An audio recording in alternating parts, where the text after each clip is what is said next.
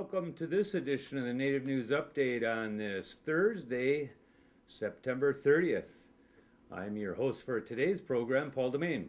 Many of the stories right here can also be found at our website at IndianCountryNews.com. So go there and feast on the news. And here are the news stories for the day from the Associated Press and from all over Indian country.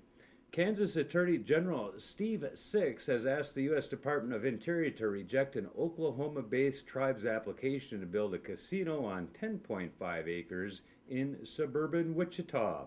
In a September 13th letter to Larry Echohawk, Assistant Secretary of the Interior for Indian Affairs, Six said the Wyandot Nation of Oklahoma was illegally trying to use a 1984 law that allowed it to buy land for gambling in Kansas City, Kansas, to build the casino in Park City. Kansas City and Park City are nearly 200 miles apart.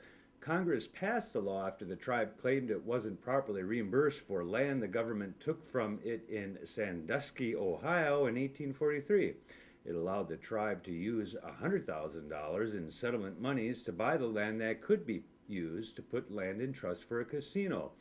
Six contends the tribe used all of the $100,000 to buy a building in downtown Kansas City for its casino there. The tribe, however, says it used $25,000 of the $100,000 to buy the land in Park City in 1992. It bought the land in Kansas City in 1996.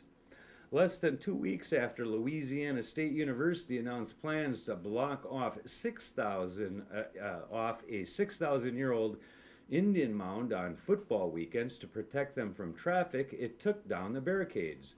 University spokesman Herb Vincent tells The Advocate that ropes and poles around the mounds were removed last Saturday for safety reasons.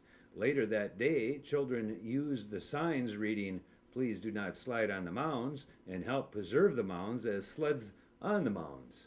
Rebecca Saunders, archaeological professor and associate curator of the LSU Museum of the Natural Science, said the preservationists in the area were dumbfounded and that the barricades were removed by the university without their knowledge. The mounds are older than the Egyptian pyramids. The federal government has decided against fighting a court ruling that reopened a proposal to store nuclear waste on an Indian reservation in Utah's desert.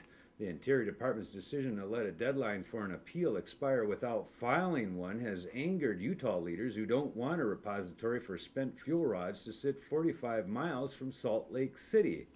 Utah Governor Gary Herbert is asking the government to take another look at the project and reject it again. U.S. District Judge David M. Ebel of Denver ordered the U.S. Department of the Interior to justify a decision in the year 2007 that killed a lease on Indian lands for the project.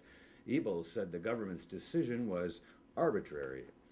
The Leech Lake Band of Ojibwe have hired a former prosecutor to investigate the possibility that a $2.4 million payment from a pipeline company may have been misappropriated. The band this week retained former U.S. Attorney David Lilliehog to look into the matter. Chairman Arthur LaRose says if the investigation finds the payment was misapplied or diverted, tribal leaders will take legal action to recover it. Enbridge Energy expects to pay $10 million to the Leech Lake Band of Ojibwe in exchange for permits and leases needed for the portion of its 1,000-mile pipeline that crosses tribal lands. Navajo lawmakers are considering a bill to settle the tribe's water rights in the lower Colorado River Basin.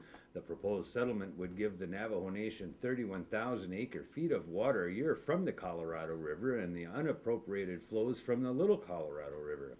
Critics say the tribe deserves more and are urging lawmakers to vote down the bill. They say the settlement forfeits Navajo water rights for the benefit of other water users.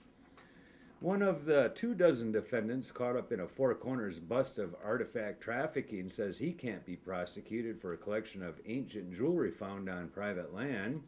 Brandon Laws is asking a judge to toss out charges of theft and trafficking. His attorney, Mark Gregerson, says prosecutors had offered no evidence that the artifacts the Blanding, Utah man offered to a government informant, bones and shell necklaces and accessories, came from tribal lands as the indictment alleges.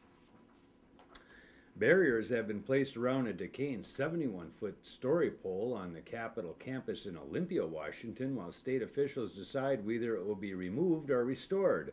The Olympian reports that the pole was carved by native artists in the 1930s. It has been renovated at least 5 times, most recently in 1997. Consultants assessed the pole recently and will make a recommendation to the State Department of General Administration. Spokesman Jim Erskine says it will work with Northwest tribes to determine the fate of the pole. The cedar pole features 21 figures, each telling a story. The 3 affiliated tribes election board has certified the results of a tribal primary held this month. The Minot Daily News reports that 2-time former Chairman Tex Hall received 530 votes and current Chairman Marcus Levings got 416 in the September 21st primary. Hall and Levings advanced to the tribe's general election slated for November 4th. And that is the latest roundup of news from Indian Country on this edition of the Native News Update. We want to say, Wayawayanan, for stopping in and watching us. Stop by again soon. Miigwech.